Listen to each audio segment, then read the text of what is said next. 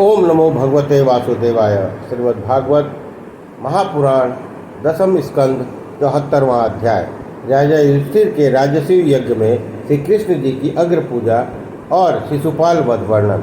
श्री सुखदेव जी बोले, हे राजा परीक्षित, क्षणिक मौन के पश्चात राजा युधिष्ठिर ने भगवान कृष्ण से कहा, हे सर्वव्यापक कमल नेत्र, अब हम आपकी समस्त आज्ञाओं के सिरोधार करके यज्ञ आरंभ क्रिया चाहते हैं। जो आज्ञा हो मुझे दीजिए। हे कमलदत्त लोचन, आप कितने दयालु हैं। हम संसारी जीव जो आपके अपने अभिमानवश नित्य ही दुखी रहते हैं, उनकी भी आज्ञा को सिर पर धारण करते हैं, क्योंकि आप एक अद्वितीय हैं। आपके बराबर कोई नहीं है। आप परमात्मा हैं। आपका तेज परोपकार के लिए कुर्मों से न्यून नहीं होता। जैसे सूर्य का तेज उदय होने के समय बढ़ता ही है, घटता नहीं, वैसे ही आपका तेज बढ़ता ही रहता है, घटता नहीं। यदि आप कहें कि मैं परमेश्वर हूँ, इससे मुझे आपकी आज्ञा माननी चाहिए। मैं आपकी इस बात को कैसे मानूं, क्योंकि यह मंद कर्म तो आपके लिए योग्य नहीं है।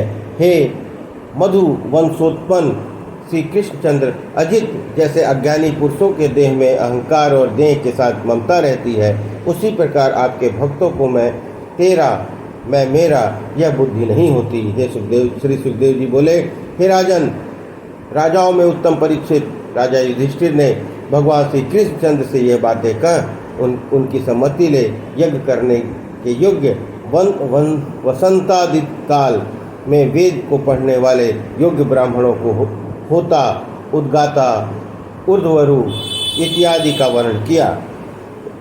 फिर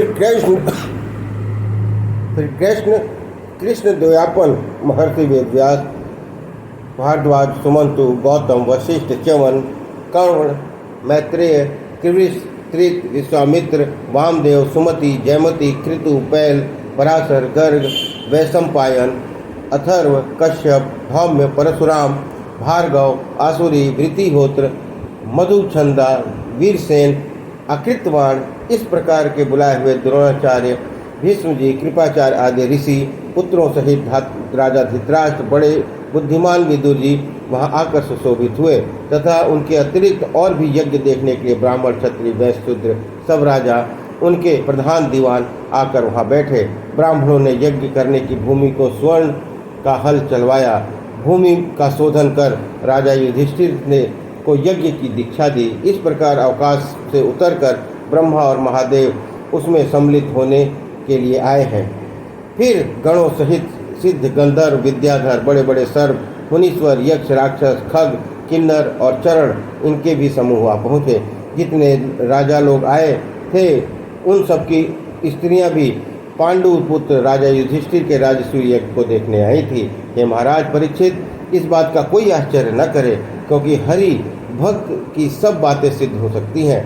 इसलिए जिनको यज्ञ का समाचार मिला, वे सब आकर उस यज्ञ में सम्मिलित हुए। जैसे देवताओं ने वरुण देवता का यज्ञ कराया था, वैसे ही देवताओं के समान कांति वाले ऋज्विक महाराज युधिष्ठिर का राजसूय यज्ञ विधि पूर्वक कराने लगे। तब अपने कर्म में अत्यंत ही सावधान, पृथ्वी का पालन करने वाले राजा युधिष्ठिर ने जिस दिन सोमवल्ली कुटी गई, उस दिन यज्ञ करने वालों का और जो बड़े भाग्यवान जनसभा के मुख्य थे, उनका पूजन किया। सभा में बैठने वालों में सर्वप्रथम किसकी पूजा करनी चाहिए, इस पर विचार हुआ। पहले पूजा काकी की जाए, अक्षत तिलक कौन सो दीजिए, कौन बड़ो देवन को ईश, यही पूज हम नावे शीश। सभी तो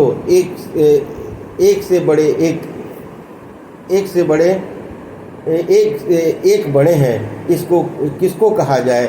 जब इसका कुछ निश्चय नहीं हुआ, तब युधिष्ठिर के छोटे भाई सहदेव ने कहा, महाराज, मेरे विचार से तो भक्तों का पालन करने वाले अखंड रूप समस्त देवताओं के इस देश काल धनादि रूप भगवान श्री कृष्ण जी ही इस यज्ञ में सर्वप्रथम पूजने योग्य हैं, क्योंकि वह सारा विश्व कृष्ण का ही रूप है। यज्ञादि भी कृष्ण का ही रूप है, तथा अग्नि, आहुति, मंत्र, ज्ञान और उपासना आदि जो कुछ भी कर्म है, सब कृष्ण परायण ही है। हे सभा में बैठने वालों, कृष्ण जन्मा एक और अद्वितीय है, क्योंकि ये अपने स्वरूप से सारे विश्व को अपने आत्मा ही के बिना किसी की सहायता से उत्पन्न पालन नाश करते हैं। संसार में जितने भी कल्याणदायक तप, योगादि, धर्म रूप कर्म हैं जिनसे मनुष्य को कल्याण होता है, वे अनेक प्रकार के कर्मों के सारे फल इन महात्मा कृष्ण के ही अधीन है। अतः सबसे बड़े भगवान श्री कृष्णचंद्र ही हैं। इस प्रकार इनकी ही सर्वोत्तम पूजा करना उचित है। यह इनकी पूजा करने से सब प्राणियों की पूजा हो जाएगी। इस कारण से जो पुरुष पूजा के अनन्य फलों की चाहना करता हो, वह सब प्राणियों के आत्मा भेदभाव रहित शांतिपूर्ण भगवान वासुदेव के ही चरण बिंदों की पूजा करे। ऐसा कह भगवान कृष्ण के प्रभाव जानने वाले सहदेव चुप हो गए। तब वहाँ जितने भी बड़े बड़े लोग बैठे थे, वे सभी सहदेव की वचन सुनकर उनकी प्रशंसा करने लगे।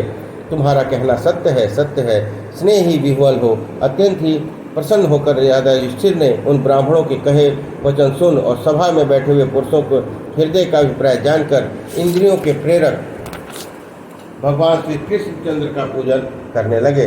तब स्त्री, भाई, मंत्री, सब कुटुंब के पुरुषों सहित राजा युधिष्ठिर ने बड़ी प्रसन्नता से कृष्णचंद्र की चरण कमलों को धोकर सब लोगों को पवित्र करने वाले चरणारविंद के धुवन के जल को लेकर अपने मस्तक पर चढ़ाया।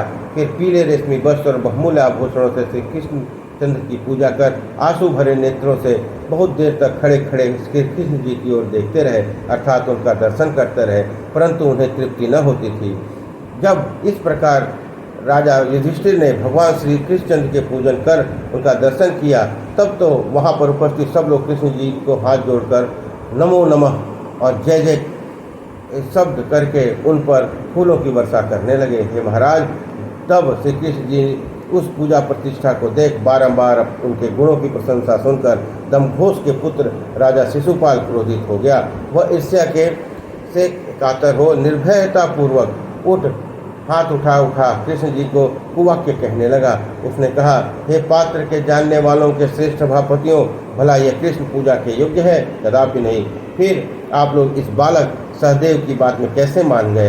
क्योंकि इस सभा में एक से एक बड़े विद्वान, व्रती, ज्ञानी, पाप रहित, ब्रह्मनिष्ठ और लोकपालों से पूजित महर्षि बैठे हुए हैं, तो इन सबको त्याग कर बालक पूजा के योग्य कैसे हो सकता है? भला यही कहीं यज्ञ में देवताओं के योग्य बलि को कौवा भी ग्रहण कर सकता है? नहीं। तब यह कृष्ण कैसे, जिसका कोई वर्ण नहीं है, न आश्रम है, न कोई कुल है, तथा जो संपूर्ण धर्मों को से बहिष्कृत, जैसे मन में आवे वैसे करे, गुणहीन पूजा के योग्य कैसे हो सकता है? राजा ययाति ने इसके कुल को शाप दिया, सत्पुरुषों ने इसे जाति से बहिष्कृत किया। इसके कुल वाले सदैव वृथा की मदिरापान करते हैं, जैसे निंदनीय कुल में उत्पन्न हुआ। यह कृष्ण पूजा के योग कैसे हुआ? यह तो ब्रह्मर्षियों के सेवित देशों को त्याग भेड़िए के समान भागकर उस स्थान में रहता है जहाँ ब्रह्म का तेज नहीं है। ऐसे समुद्र के तट पर किले के आश्रम में रहता है। सब यादों में बढ़कर यह बड़ा चोर है। हे राजन, इस प्रकार वह नष्ट मंगल शिशुपाल और भी अनेक प्रकार के अमंगल वचन कहता है, परंतु जैसे सिंह सियारों से बोलने पर ध्यान नहीं देता, वैसे ही भगवान कृष्णचंद्र कुछ न बोले। तब सभासदों ने इस प्रकार कृष्ण की निंदा सुनी।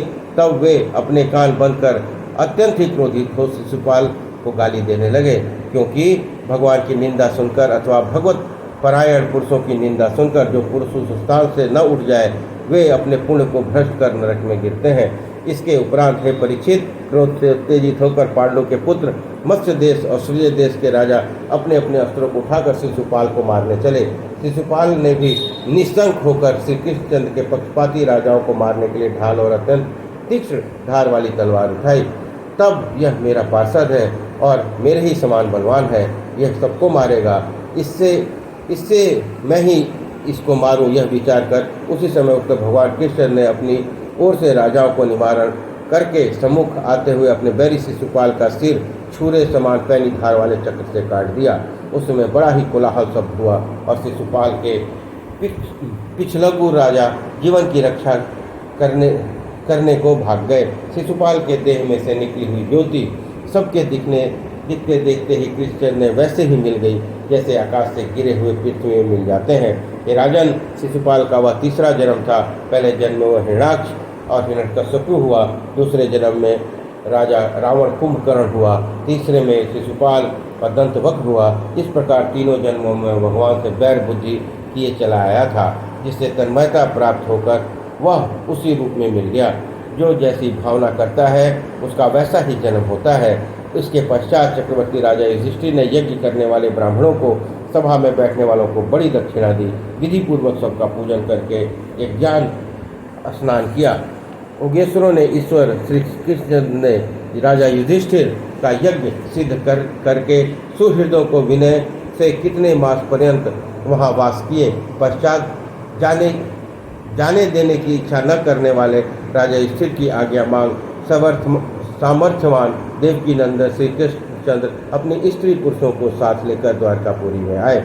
श्री सुखदेव जी बोले, हे राजा परीक्षित, जब राजसी युग के पश्चात अवभृत स्नान करके राजा युधिष्ठिर बैठे तो उन ब्राह्मणों और क्षत्रियों के मध्य में वैसे शोभायमान हुए जैसे देवसभा में बैठे इंद्र शोभायमान हो। पश्चात यज्ञ में आए हुए सब देवता राजा लोग भगवान श्री कृष्ण और युधिष्ठिर के यज्ञ की प्रशंसा करते हुए उनके द्वारा बहुत सत्कारित हो प्रसन्न होते हुए अपने अपने स्थानों में हो गए।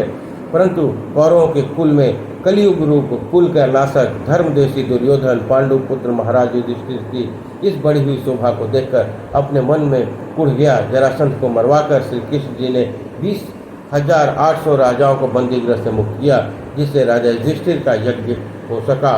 और उसमें आने पर जो उसने शिशुपाल का वध किया, यह सभी बातें उनके हृदय के कांटे की तरह चुभने लगी। हे राजन, इस प्रसंग को जो कहेंगे सुनेंगे वह सब पापों से मुक्त हो जाएंगे। इस प्रकार 74वां अध्याय संपन्न हुआ। बोलिए कृष्ण भगवान की जय।